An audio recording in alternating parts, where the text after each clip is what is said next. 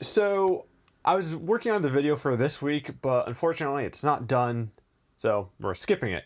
And well, it was actually Haley's birthday yesterday, so we decided to enjoy that more than editing behind a computer. Much appreciated. This is a video for this Sunday, unfortunately, but I thought I'd take the opportunity to address the audience, answer some questions that I never do these every once in a while, and it's been a while, so we're doing it. All right, let's jump into the questions here. Have you found any that caught your eye? Yeah, actually this very first one, no one replied to it, so I figured it'd be worth addressing it. Should I say his name? I think I can say it. So Tactical Jeff asked, what wrist guards is he wearing at 1616?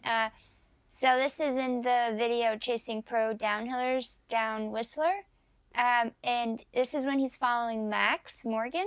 And Max is actually wearing All Sport Dynamic wrist brace, and they're just called the wrist brace guys. If you Google wrist brace guys, you'll find them pretty quickly. Yeah, so you had to wear one in the past. Yeah, so I actually have two because I broke my wrist, and it's just a really nice wrist brace. They actually take sizes and give you a custom fit wrist brace, and you can adjust for different mobility levels and everything else. It just gives you a little bit more support, especially when you've had repeated wrist injuries. The only thing it does, it really is, for the most part, prevent you from hyperextending it. Yeah. Okay. Yeah. All right. Let's maybe answer less technical questions. No, that's a good question, though. Yeah, that's what I figured I'd start with that one. But... All right, so John Roberts asked, does Haley ride the GT Sensor or the Force? She rides the Sensor. Here's actually a fun fact. The GT Sensor and the GT Force, while they're different bikes, the frame is actually very much the same thing. There's slight changes to them to make them two different bikes, but you can actually use some of the parts from one frame onto the other. So you can take a GT Sensor and turn it into a GT Force, but you can't really do the opposite because of where some things are welded. So yeah, and for what it's worth, the GT Sensor is a 29-inch kind of trail bike. It's got like 140 mils of travel in the front and 130 in the back. And then the GT Force, which is their enduro bike, is like a 27-inch wheel bike, and that has 160 in the front, 150 in the back. So, all right. Phil, are we going to closing weekend? Closing weekend where, Haley? Are we going to Highland closing weekend? I will. Are you? You can either confirm or deny. Oh, yeah. It will be there. It's like probably. the only place open to ride, so we're gonna try to be someplace. Let's see. How much travel does your bike have? See last question. Okay, yeah, here's one. What's up with the creak on my bike? And yeah, trust me, less technical questions. Well, I'm just addressing like the elephant in the room. Is there an elephant? No. So the deal with the creak is I have a seized bearing in one of my pivots, and I've actually changed them a few times, but for some reason they seize up really quickly. And I just got super lazy, and the end of the season is here, so I haven't changed it out in a while. It's a pretty easy thing if you have the space. We're in a one-bedroom apartment, which doesn't have a great place to work on your bike because you're working on your bike in the apartment. Mm-hmm.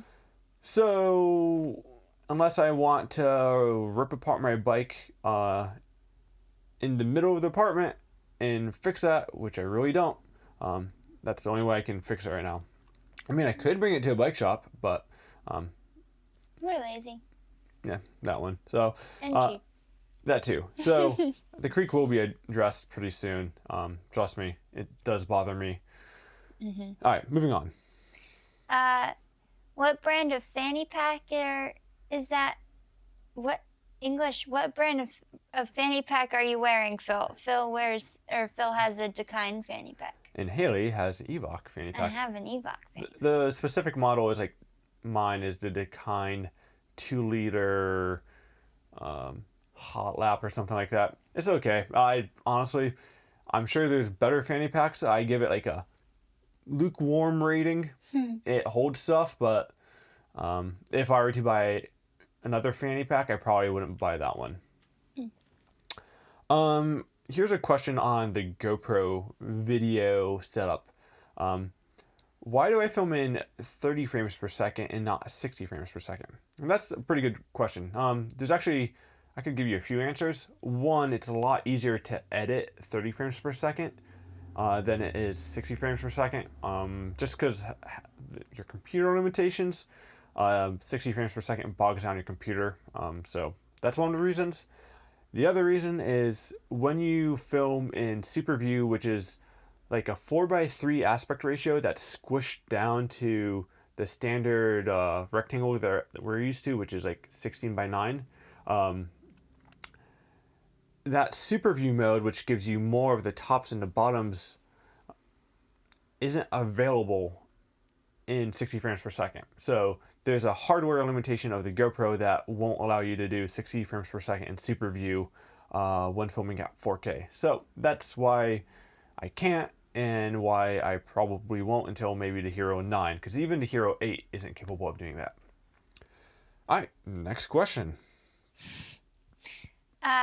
This is a good one. I think you might be able to elaborate on this, but how tall are you? I know that sounds like a weird question, but I'm 6'3", and I want to make sure the helmet mount will work. The chin mount? I think that's what he's getting. It's the goodbye gimbal video. Oh, okay. So for the chin mount, like a lot of people are like really concerned about their chin hitting their chest, but when you're in like a riding position, you're leaned forward, so there's more of a gap between your chin and the chest. So unless you're like riding uphill and pointing your looking down for some reason, you're not gonna hit the camera on your chest. So that's not an issue.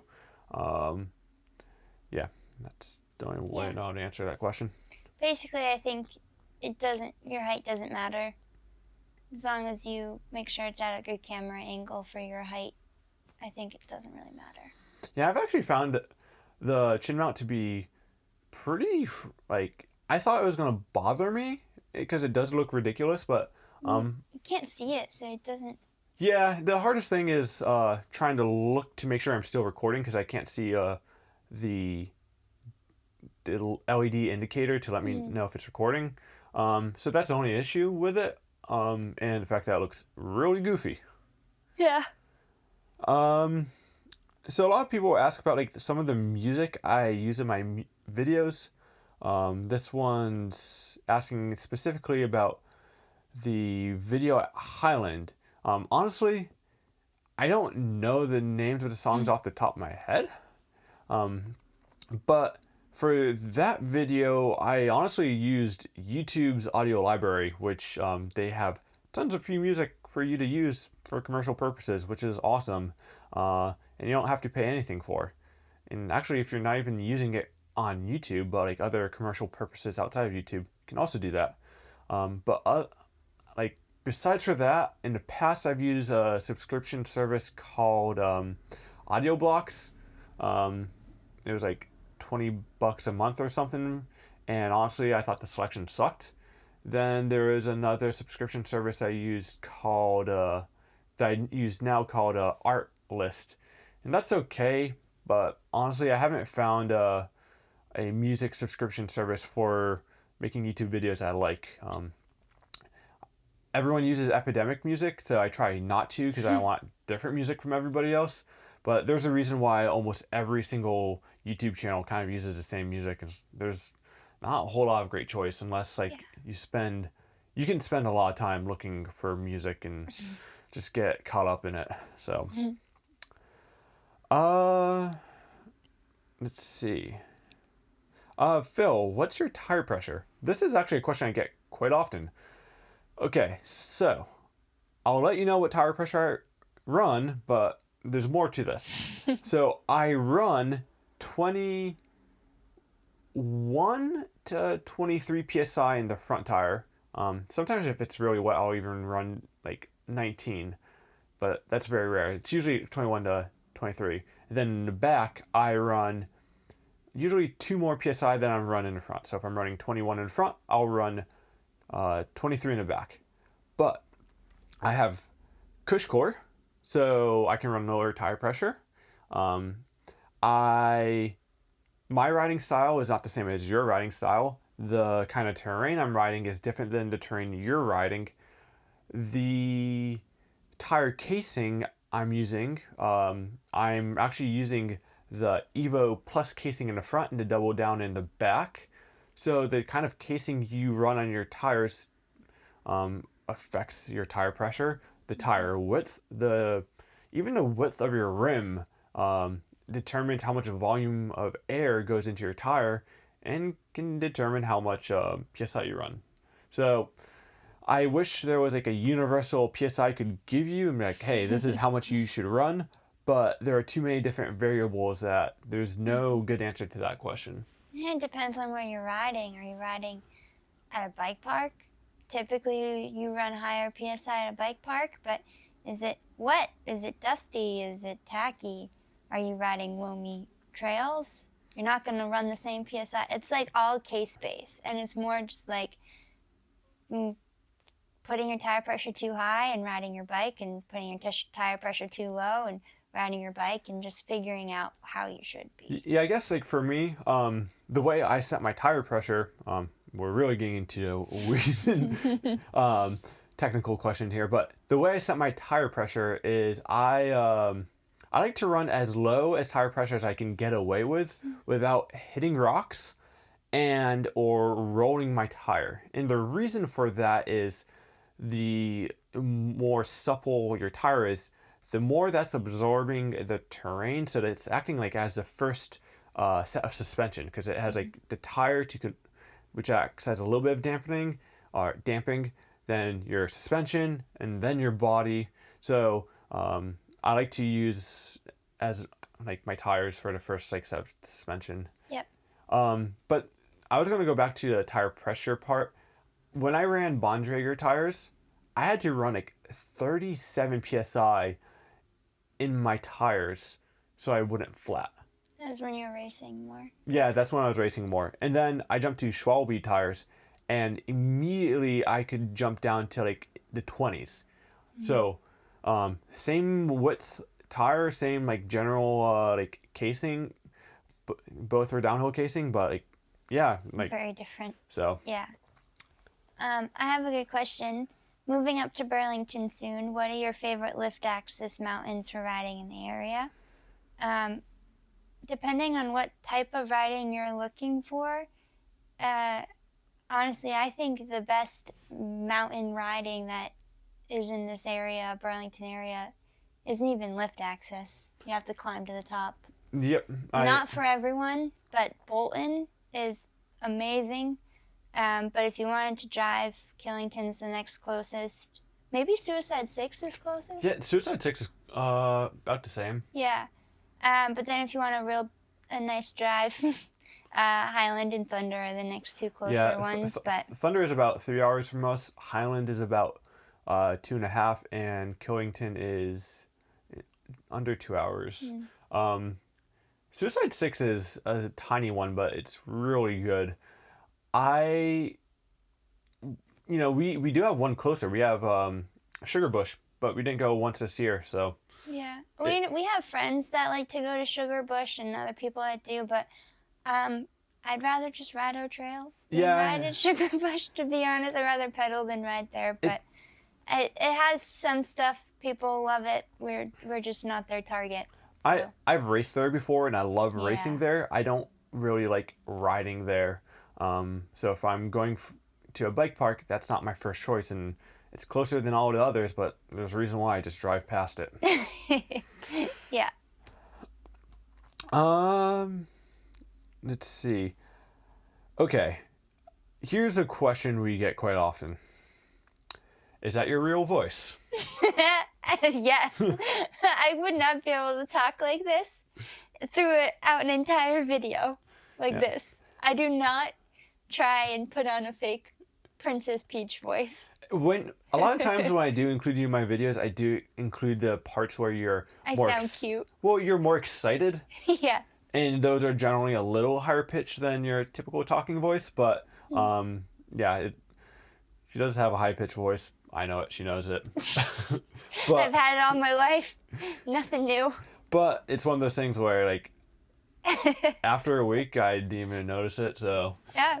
but like anything that you're not used to, like, and you're exposed to it for the first time, yeah, always catches you it's gonna stick out a little bit, but Yeah.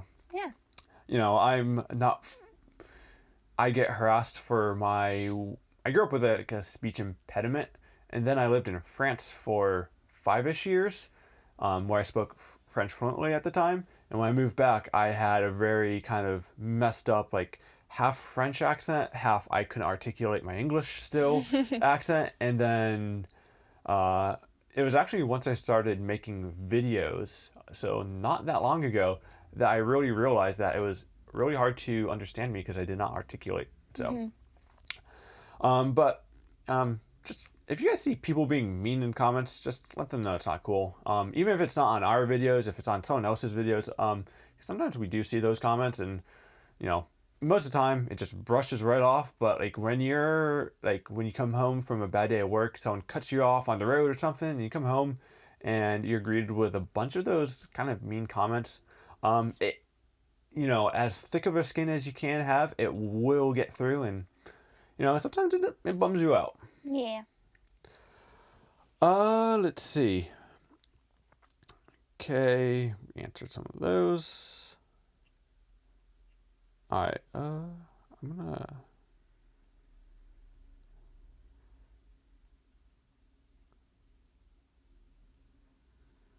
I've been scrolling trying to find other ones. Here's one.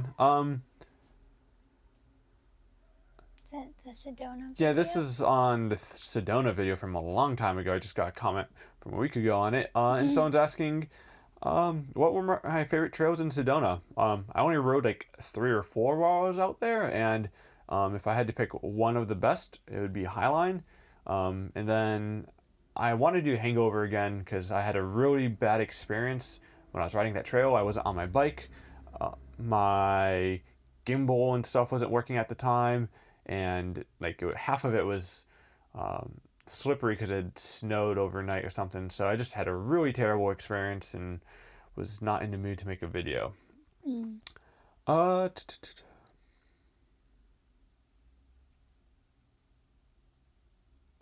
Oh, here's a question about the GoPro video. How do you film with an open face helmet? So that's a good question. Right now I don't do a whole lot of that. I'll sometimes so if I back up a little bit, for my POV stuff, I'm using a full face most of the time because I can chin mount it. When you ride with a regular trail helmet, you don't have that chin piece. There are helmets that do have it. I usually don't run those unless it's really gnarly, so I only use a Fox Pro frame at like certain places if I know it's going to get rowdy.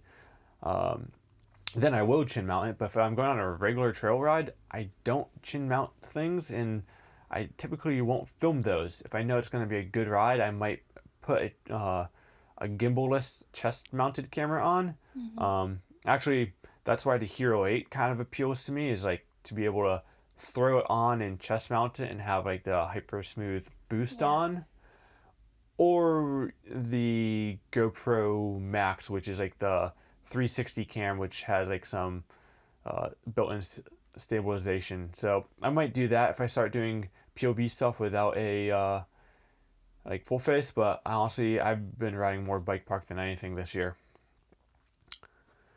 at least according to my videos. In between the weekends, we ride trail. Yes. And that's when we ride for fun. Yep.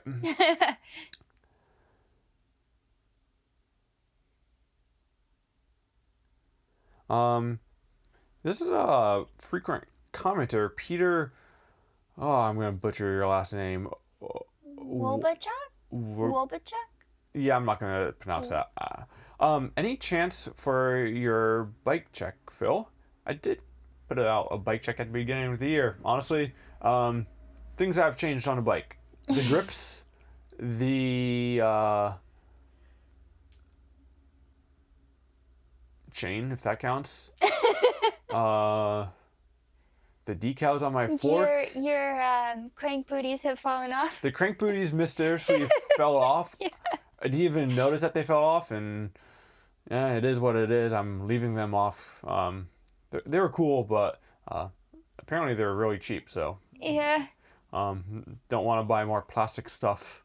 And then there was something else that tires. Obviously, I did change tires. Yeah, that's the only thing I can think of. I'm sure I've changed something. Oh, I moved the shock from the high to the low. Oh yeah, I did that too. If you Yeah. guys really care that much, I went to low setting. Honestly, if you're asking me if I can tell the difference, not really. I mean, yeah, it affects cornering a little bit more, but I mean, it makes cornering better, but yeah. I found a difference with high and low setting. Yeah, well, I guess I felt my pedals hitting the ground more when I was pedaling. And there's like definitely some benefits. There's also some downsides, but Yeah. mostly benefits. All right, here's a question from Ian Johnson from on the last video from the U.S. Open race. Just wondering, if you're in New Hampshire, why don't you race Eastern States Cup in downhill and enduro races? Well, I did race the downhill series a long time ago. Well, long time? No, I think three. Three. Yeah, I used to race them all the time. I just don't really race anymore. I raced professionally for a little bit, and when I say professionally, I mean I was racing in the elite category, but I wasn't making any money because unless you're like top 30 World Cup racers, or like top 30 in the world for either the EWS or World Cup, they're probably not making enough to live on that alone. And even a lot of the top guys are doing things on top of that to supplement their income because it's not that lucrative. And I had a few fallings out with racing throughout my career. Then, in 2015, I raced a World Cup, qualified 23rd, crashed in my actual race run, but I still had the 8th fastest sector 2 time, which I was pretty stoked in. I beat G. Atherton, fun fact. Well, in that sector, not the race. And to me, like once I did that, I accomplished pretty much every goal I had for me racing wise, which was to qualify for a World Cup and see how I stacked up. I did that, and that same year, even before that, I put out my first Goes with Phil tutorial. And YouTube was not big at the time, but I knew that there was going to be a pretty big future with it. I could saw it happening in other industries. There weren't many mountain bikers on when I started. Actually, I was one of the only mountain bikers on YouTube at the time making videos for YouTube. When I started, this is like if you go back to some of my early videos before this Goes with Phil stuff, I used to do like pump track maintenance and kind of tutorial things, but those videos never really took off, so I kind of tried a few things. I did some POV stuff, and that was almost like in 2013, 2012, and I think the only mountain bike YouTuber at the time was Jordan Boostmaster. Yeah. I think. Had Seth put out videos yet? No, Seth didn't start putting out videos until after I started, and then we were actually both doing tutorials at the same time and kind of we're living at the time. No one crossed over in channels; they just lived in our own little bubbles, and then we both kind of found out about each other. And I sent him a message, and we're like, "Hey, I'm going down to Florida because there's a Fat Tire Festival," and we ended up doing collaboration. So that's another fun fact. We were the first collaboration ever for mountain bikers. Yeah, you were. I remember that. That was a good spring break. I think I had like 15,000 subscribers, and he had like 30 or something at the time. At the beginning. At the beginning. Oh. This is kind of a funny one. What hair products do you use? JK, thanks for sharing. I use a lot of my own grease. Yeah.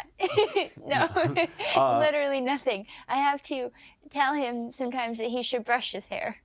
I never brush my hair except for like 2 nights ago for the first time in a month or 2. Yeah. I couldn't do it. Side note, living in an apartment with 2 people who have very long hair. It's a problem. Yeah, you have a lot of hair problems. hair balls. Okay, here's an interesting question. How much do you use your front brake versus how much do you use your back brake? Whew, that's a hard question to ask without like doing a actual study, seeing what my actual habits are. Yeah, and I think a lot of people are different depending on how comfortable they are.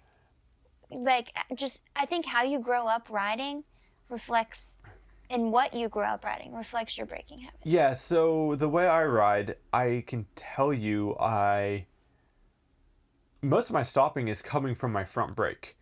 But if you're on loose surfaces, you got to be very careful with that front brake. So a lot of times on loose surfaces, I'm like pulsating my front brake, kind of like anti-lock brake style. Yep. And then I'll be a little bit more, I don't know, I'll use my back brake a lot. And my back brake is actually what I use to like steer a little bit more, because you're not supposed to skid on trails, but in some race situations, you'll actually kind of use your back brake to get the back end out or something, kind of like rally car style. And okay, my camera has a 30-minute recording limit set to it, so that's where we're gonna end this video before I have to figure out where the footage went.